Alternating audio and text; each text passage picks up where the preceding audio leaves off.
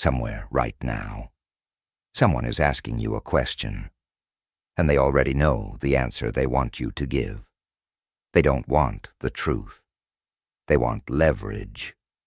And if you don't understand what's happening in that moment, you will give it to them willingly. Machiavelli warned us 5 centuries ago, and almost no one listened. Today, we fix that. Chapter 1. The Man Who Saw Through People. In 1513, a disgraced Florentine diplomat sat alone in exile, stripped of his power, his titles, and his freedom. His name was Niccolo Machiavelli, and in that silence, he did something dangerous. He wrote down everything he had observed. About human nature, about power, about manipulation, about the quiet wars people wage with words. What emerged was The Prince, a book so controversial. It was banned by the Catholic Church and burned in the streets. But here's what most people miss. Machiavelli wasn't just writing about kings and armies. He was writing about you, about the conversations you have every single day. At work, at home, in relationships, where someone is slowly, carefully, extracting information from you and using it as a weapon. In this video, we're going to expose 5 questions that manipulators, users, and social predators use to control you. Questions Machiavelli himself would have recognized instantly. And more importantly, we're going to teach you exactly how to respond. Stay until question number 3. Because that one will change how you see every conversation you've ever had. Chapter 2. Question 1. What's your biggest weakness? The year is 1498. Machiavelli has just entered the halls of the Florentine Republic as a junior diplomat. He watches a senior statesman get destroyed, not on the battlefield, not in court, but in a single conversation. Someone asked him a simple question. What do you struggle with most in your role? And the man answered honestly. Within 6 months, that weakness had been weaponized against him. In every political meeting he attended, Machiavelli wrote in his notes, "A man who reveals his vulnerability to an enemy has handed him the sword." Now here's the psychology behind this question. When someone asks you about your weakness, whether it's a job interviewer, a new acquaintance, or even a partner during an argument, they are activating what psychologists call self-disclosure reciprocity. Your brain is wired to trust people who ask personal questions. It feels like connection. It feels like intimacy. But here's the trap. The person asking is not always sharing anything in return. They are collecting. In clinical psychology, this is called strategic vulnerability mining. Asking questions that expose your emotional weak points, so they can later control, destabilize, or discredit you. Machiavelli's rule: never give a real answer where power is at stake. So what do you say instead? You reframe. I tend to be too detail-oriented at times, but I've learned to balance that by trusting my team. It sounds honest. It reveals nothing. They walk away empty-handed. You walk away in control. Chapter 3. Question 2. Who do you talk to?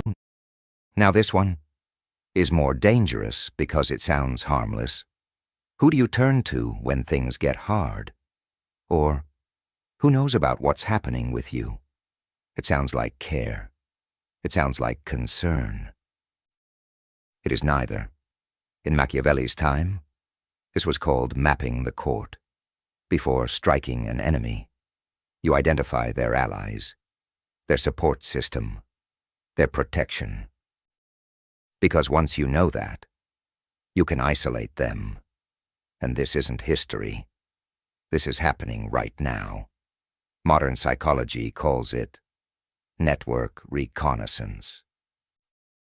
The moment you answer this honestly, you hand over a map. Who to influence, who to turn, who to remove.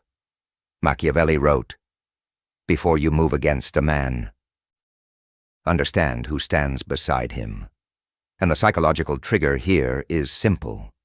You want to appear supported, connected, valued. Don't fall for it. The correct response. Vague warmth. I have a good support system. That's it. No names, no details, no openings. Your circle is not public information. Chapter 4. Question 3. What would make you leave now? Listen carefully, because this is the most dangerous question on this list, and this is where most people lose, without even realizing it. What would make you leave this job? What would make you end this relationship? What's your limit? This doesn't come from enemies. It comes from people close to you. And that is what makes it lethal. Because this question is not curiosity. It is calculation. In psychology, this is called limit mapping. They're trying to find your boundaries so they can operate right below them. You say, if I were ever cheated on, I'd leave. Now they know. Everything else is acceptable. You've just given them your threshold, your boundaries. Become their permission. Machiavelli understood this instinctively. Never reveal how far you can be pushed, because once you do, you give others freedom to push you, exactly to that edge. This taps into something deeper, what psychologists describe as threshold conditioning. Once your limit is defined, your brain starts tolerating everything below it. You become easier to control, harder to walk away. The correct response. Calm, controlled, unreadable. I evaluate situations as they come. I trust myself to know when something isn't right. No limits, no leverage, no control. If this hit you, subscribe to the Stoic path. Because this is the level most people never reach. Chapter 5, Question 4. What do you think about them? Imagine this. Someone leans in. Lower voice. Hey, what do you actually think about him? Feels like bonding. Feels like trust. Feels like honesty. It is a trap. Machiavelli would have walked away immediately, because this is intelligence extraction. Whatever you say will be used against them or against you. In psychology, this is social triangulation, creating a triangle to manipulate relationships. Machiavelli warned, he who tells you the secrets of others will tell your secrets to others. The person asking you this has already asked about you. The correct move. Neutral, short, controlled. They seem capable. I don't know them that well yet. Then exit. Your opinions are not currency. Stop spending them. Chapter 6. Question 5. Why do you always? This one is not a question. It is a weapon. Why do you always get defensive? Why do you never think about anyone else? Why are you always like this? Notice the pattern. Always. Never. These are absolute framing devices. And the moment you answer, you lose. Because you start defending the accusation. You argue. You justify. You explain. But you've already accepted the frame.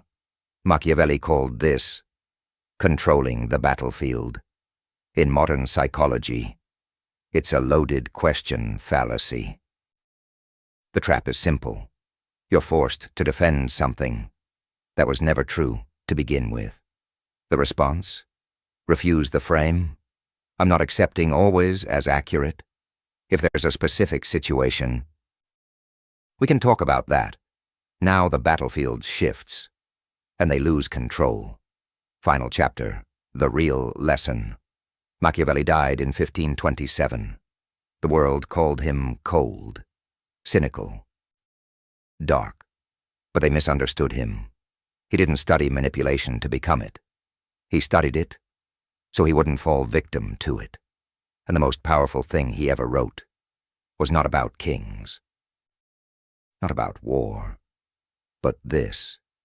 The first method for estimating the intelligence of a ruler is to look at the men around him. Think about that. The people asking you these questions. They are showing you who they are, and more importantly, who they are not.